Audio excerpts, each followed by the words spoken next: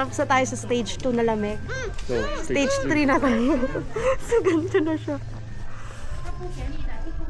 Kasi, hindi ka na makakahinga ng maayos pag ipasok yung pag sa ilong mo. Look, talk to the blood.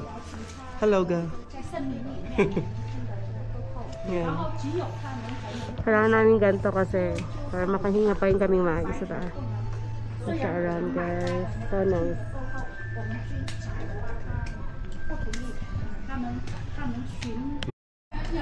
Here's the train going up.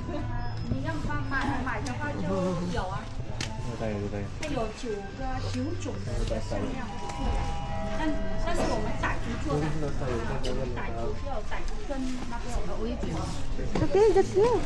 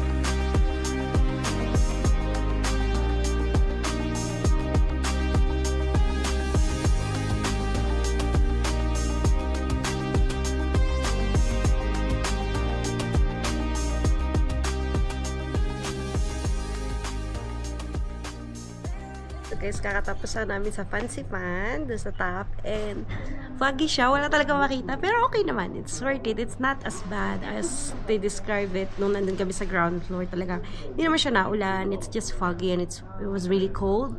So ngayon nagko-coffee lang kami, and then baba kami ng isang train, and then punta kami dun sa Buddha kasi yun yung na-promise namin kay Matt.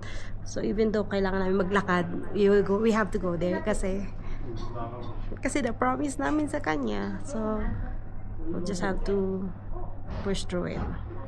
So, grabe itong experience na to, guys. I'm really thankful sa experience namin today, and I learned na talagang ang dami pa natin hindi nakikita dito sa mundo to. So talagang we have to explore. Pero as I was saying, bababa kami ng isa, tapos try namin from there to go to Buddha kasi gusto nitong bata eh. Saka yun talaga yung pinunta namin. So, She's winding up.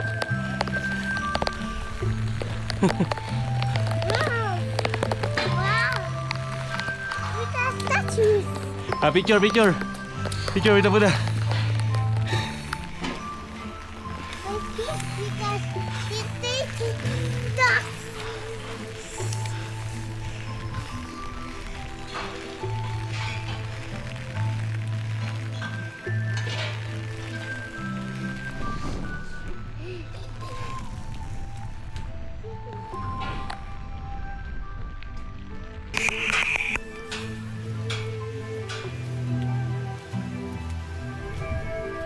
Yeah, come on. Hi, Mommy, I can see the Buddha.